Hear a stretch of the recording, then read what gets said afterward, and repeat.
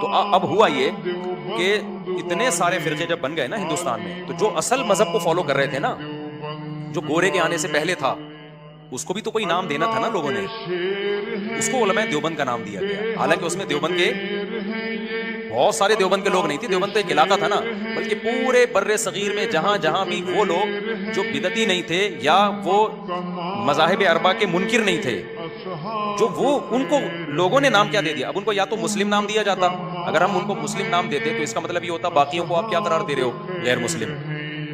تو فرق کرنے کے لیے بھائی یہ بریلوی ہیں، یہ کیا ہیں، یہ دیوبندی. تو یہ پبلک نے نام دیا ہے، ورنہ علماء دیوبند کی بنیاد 1867 میں یا 57 میں نہیں رکھی گئی ہے، مدرسے کی بنیاد رکھی گئی ہے. صحیح ہے نا، جو انار کے درخت کے نیچے مدرسے کی بنیاد اس وقت رکھی گئی ہے.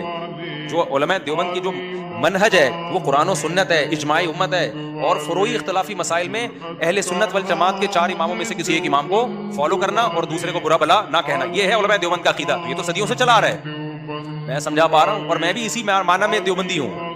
اس کے علاوہ میری نظر میں دیوبندیت کو کوئی اور مفہوم اگر ہے تو وہ غلط ہے، پھر میں نہیں ہوں. صحیح ہے نا، سمجھ میں آ رہی ہے بات کہ نہیں آ رہی؟